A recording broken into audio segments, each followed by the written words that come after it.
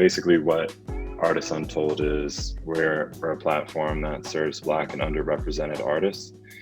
We basically take their art, put it on apparel like this. This is called It looks Tangerine by good. Tamara Mills.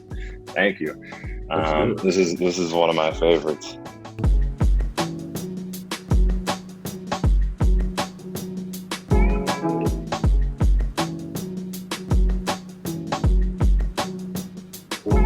All right, so Jordan, you have a pretty interesting story, man.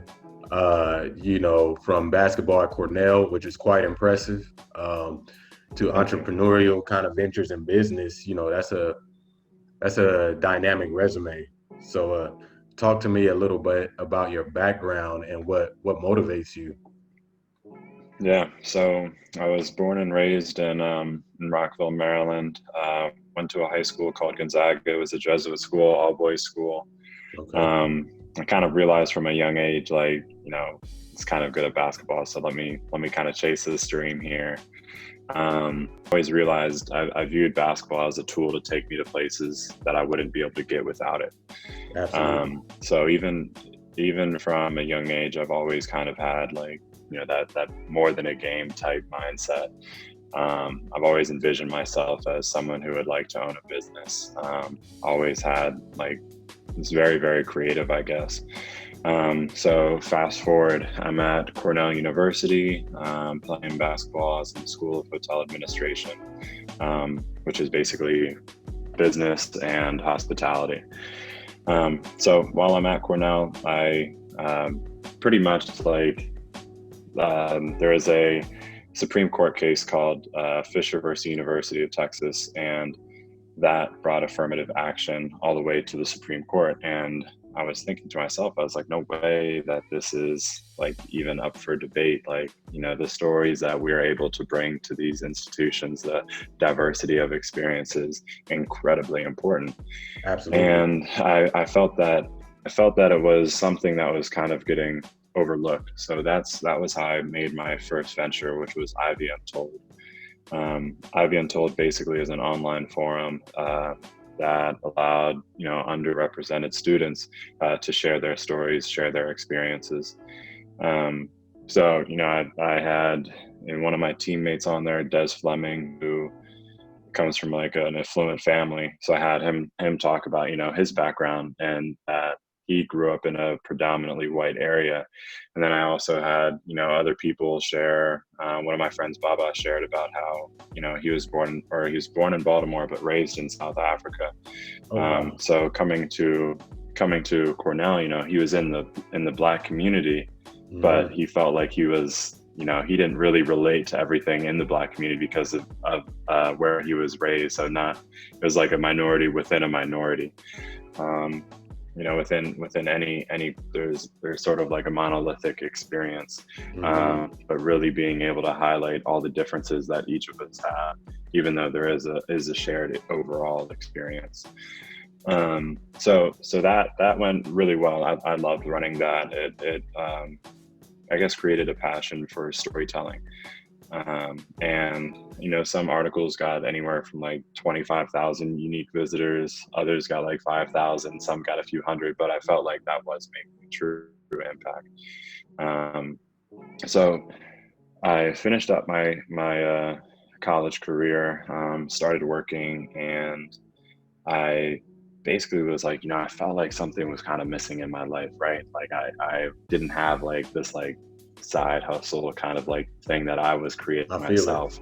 I feel it. Yeah, exactly.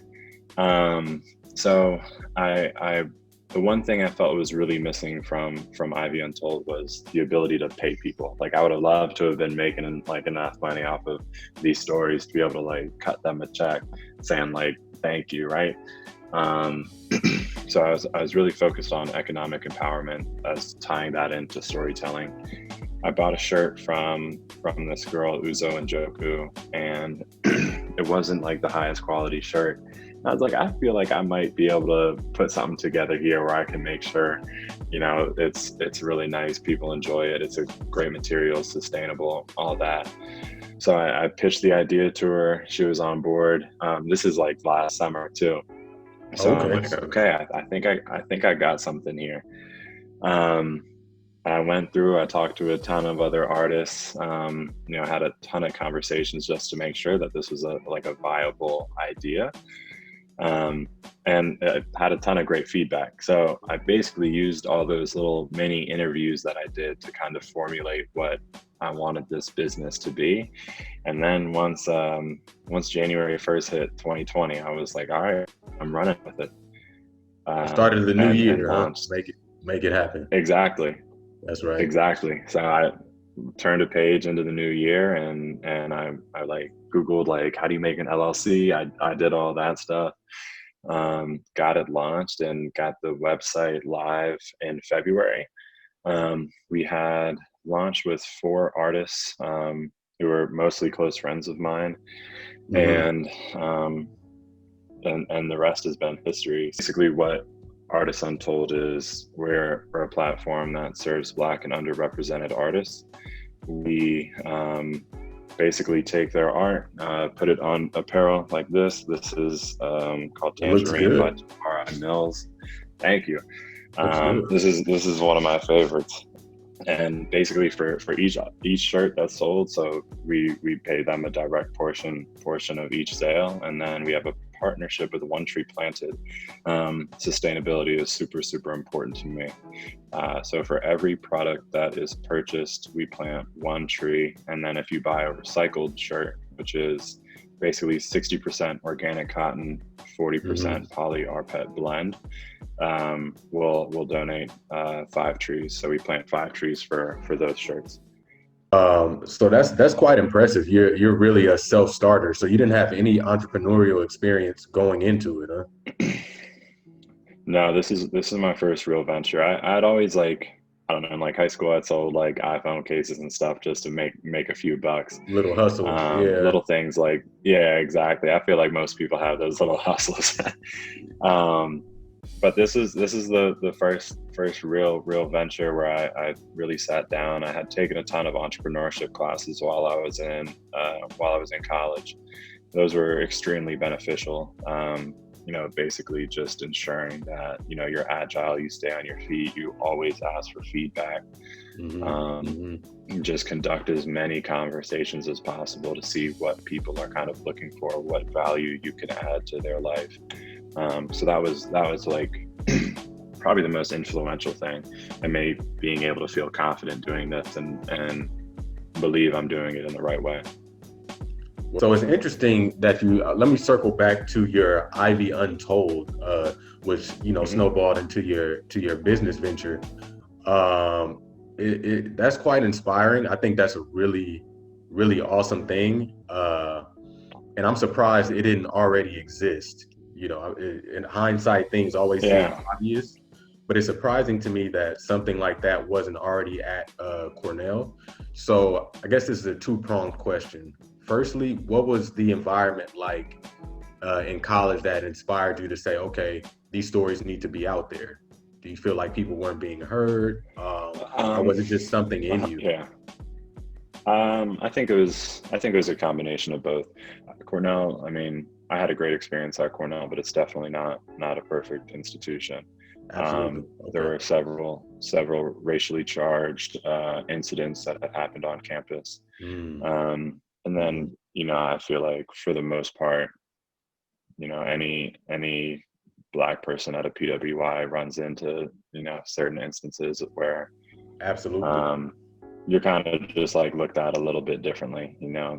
They might think, you know, he got in because he's Black, or in Hmm. my case, like you got in because of basketball. Or like, why are the Black kids sitting together? I feel like there's a lot of that, and I really enjoyed being able to get people to like look past that and really see, these people for who they are.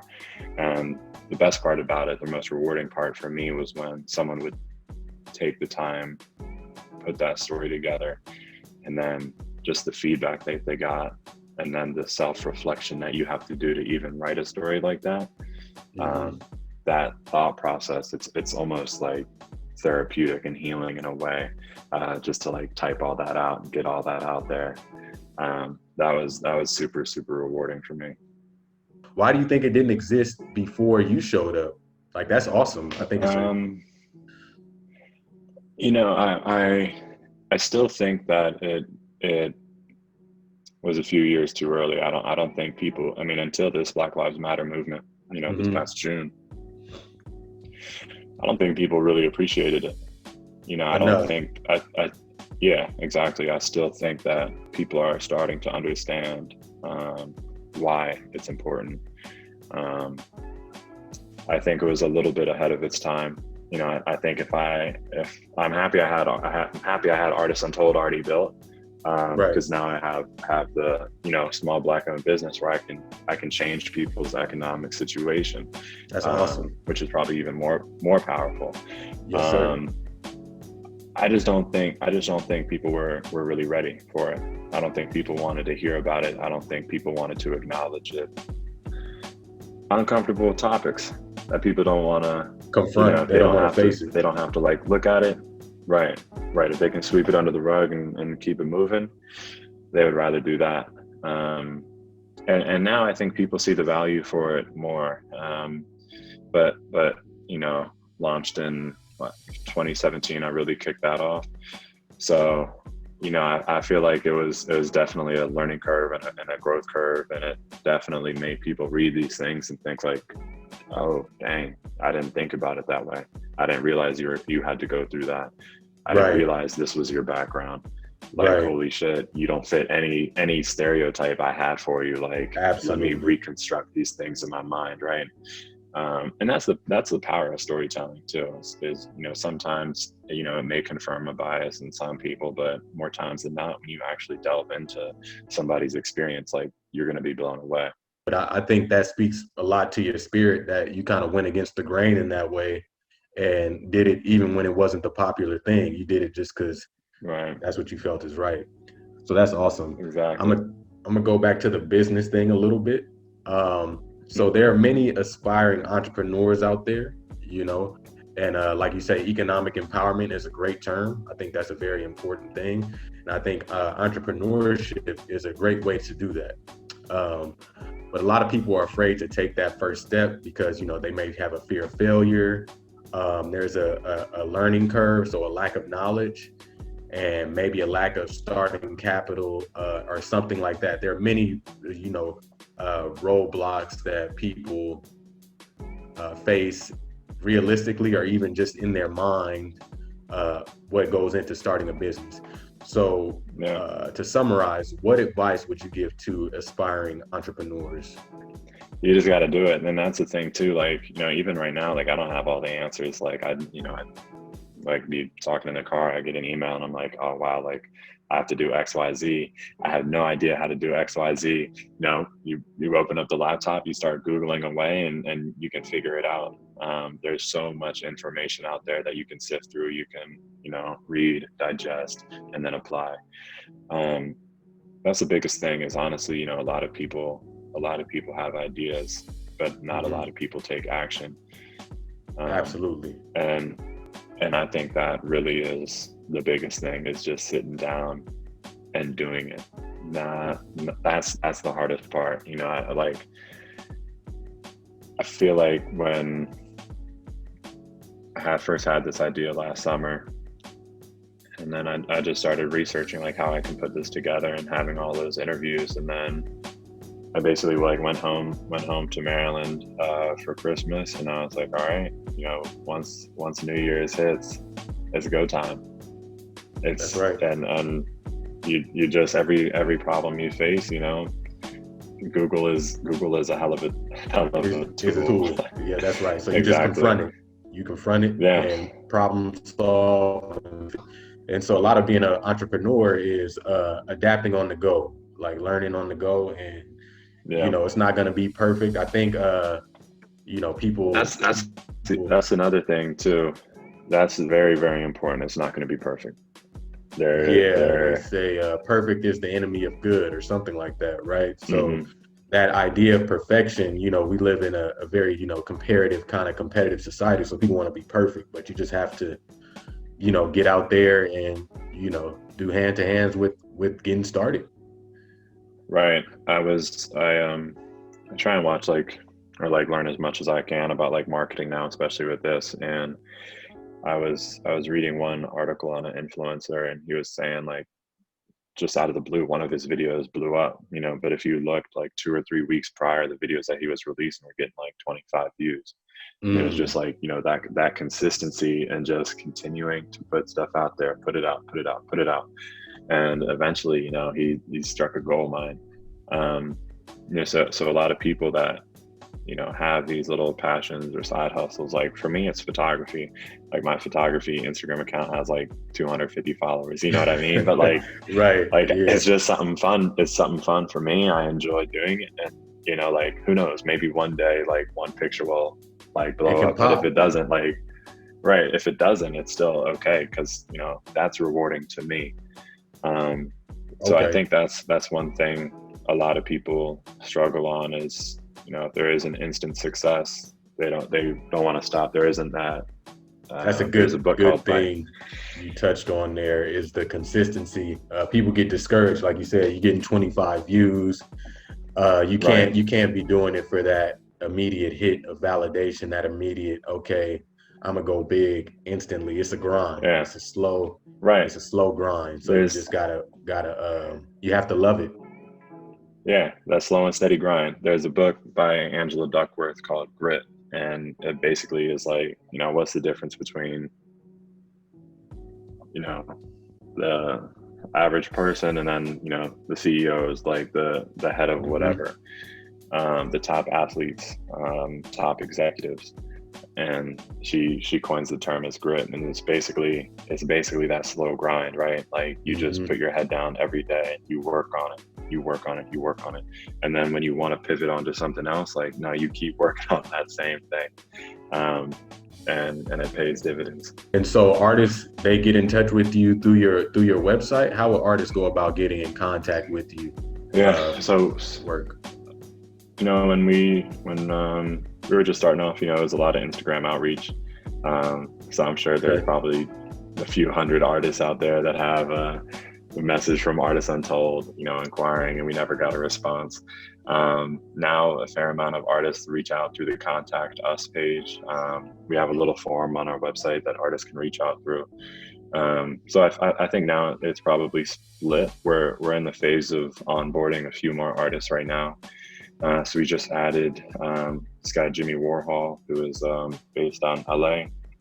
Okay. Deidre Very nice. Hazley, yeah, she's based in the DC area, but was raised in New York City.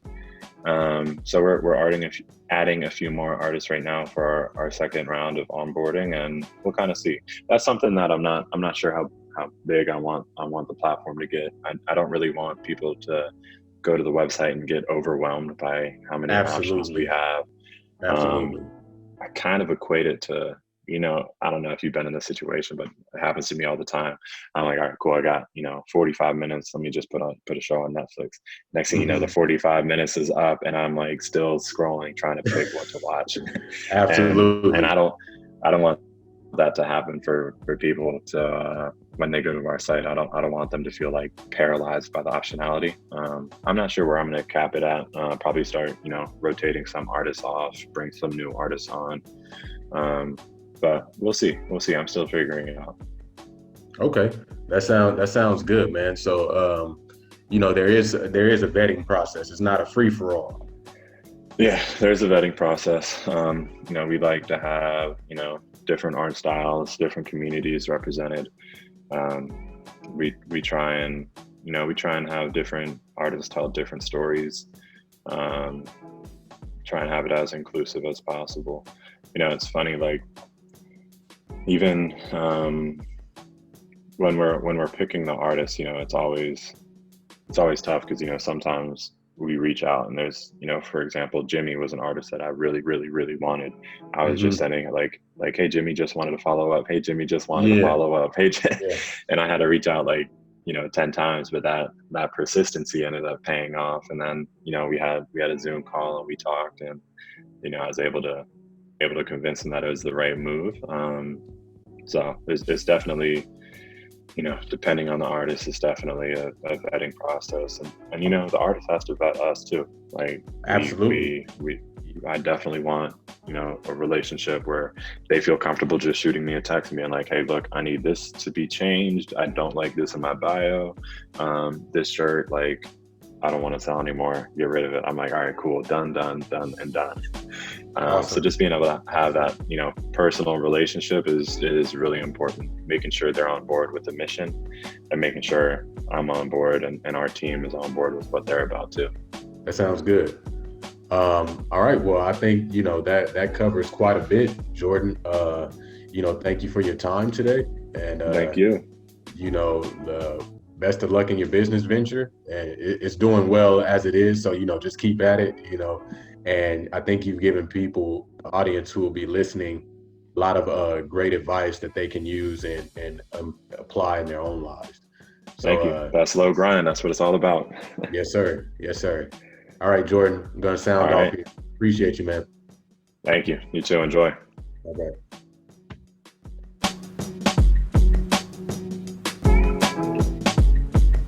I'm going to get off topic a little bit here and ask you about basketball.